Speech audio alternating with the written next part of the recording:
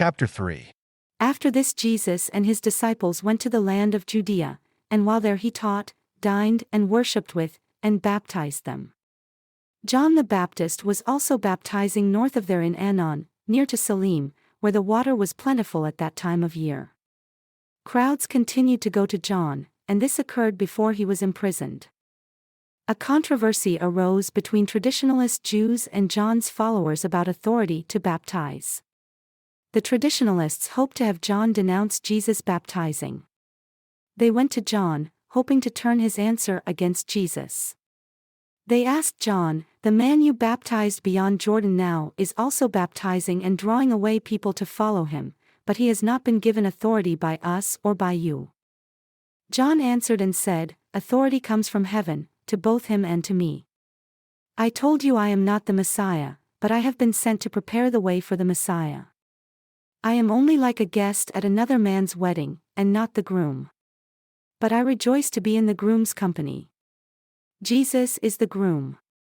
He is the one whose mission is the more important. He must increase, but I must decrease. I have come to end an era in Israel, but he has come to begin another.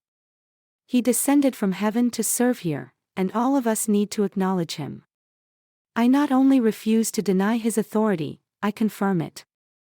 Because John the Baptist saw and heard Jesus identified by heaven as the Messiah, he testified boldly of him. But few people were willing to accept John's testimony about Jesus. Despite that, his testimony was true. God made John a witness, and therefore John's witness was binding. Jesus was a messenger sent from the heavenly council to declare the truth, and Jesus had limitless access to the record of heaven, the truth of all things, the light that quickens everything. He is the one Moses prophesied would come, and all Israel must give him heed or be cut off. God the Father loves and acknowledges Jesus as his Son, and has made him the steward over all creation. We are required to acknowledge God's Son to be rescued by him, for only the Son can rescue us from the fall of Adam. Jesus lived as the example, proving the pattern for redemption from the fall as he progressed from grace to grace, until he received a fullness, or in other words, grew in light and truth until he was filled with truth and stands as the light of the world. When the Pharisees learned that Jesus made and baptized more disciples than John, and that John's popularity could not be turned against Jesus, they conspired about how to have both John and Jesus executed.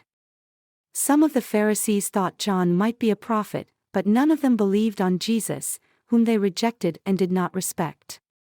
Jesus recognized this was how they viewed him.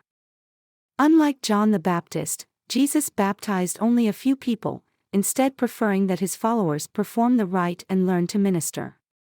When he left Judea to return to Galilee, he informed his followers that he was required to visit Samaria on the way.